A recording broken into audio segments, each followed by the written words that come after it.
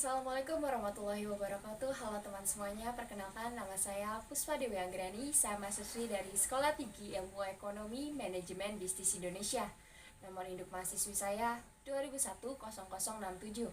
Saya dari kelas Manajemen 202B semester 2. Teman-teman semuanya, di sini saya akan membahas sedikit tentang teori ekonomi.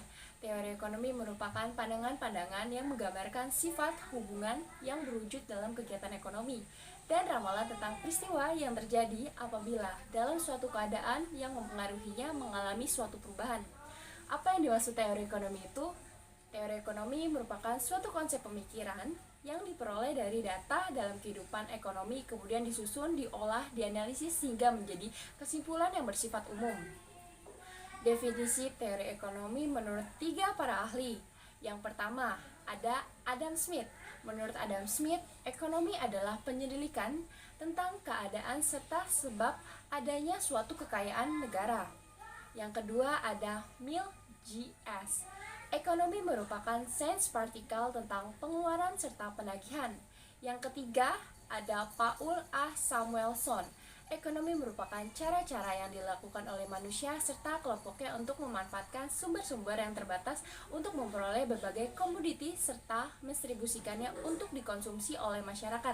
Nah, berhubung kita lagi berada di masa pandemi seperti ini, saya akan menjelaskan tentang pengaruh e-commerce dalam perekonomian di masa pandemi.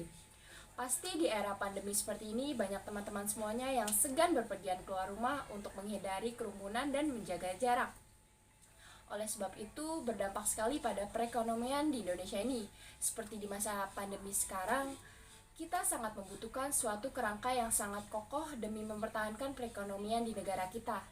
Dengan terus mencari solusi yang inovatif agar perekonomian di negara kita terus berjalan dengan lancar dan keseimbangan pasar terus stabil.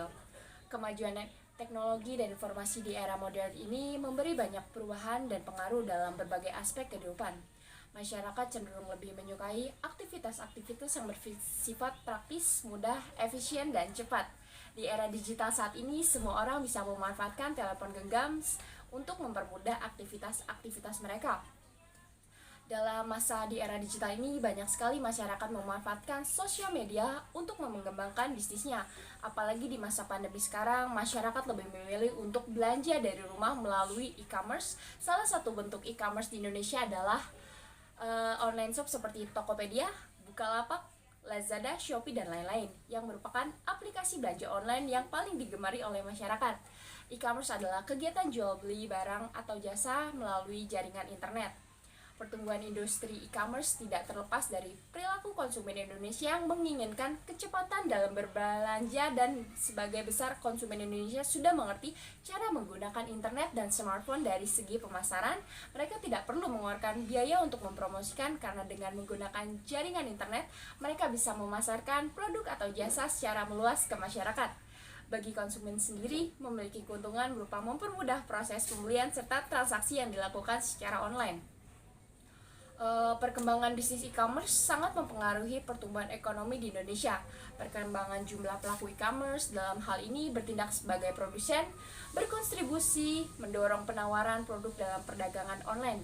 Semakin banyak produsen e-commerce, semakin banyak barang dan jasa yang diperdagangkan secara online, sehingga semakin besar pula potensi transaksi yang akan terjadi.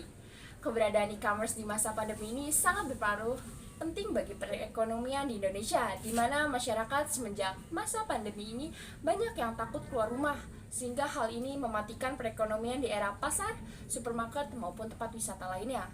Masyarakat lebih memilih untuk belanja di rumah. Oleh sebab itu, para e-commerce harus terus berinovasi agar pertumbuhan ekonomi di Indonesia terus berkembang dengan baik. Mari kita sama-sama membangkitkan perekonomian Indonesia kembali dengan tetap mematuhi protokol kesehatan, memakai masker, menjaga jarak, mencuci tangan, dan menghindari kerumunan. Salam sehat. Wassalamualaikum warahmatullahi wabarakatuh.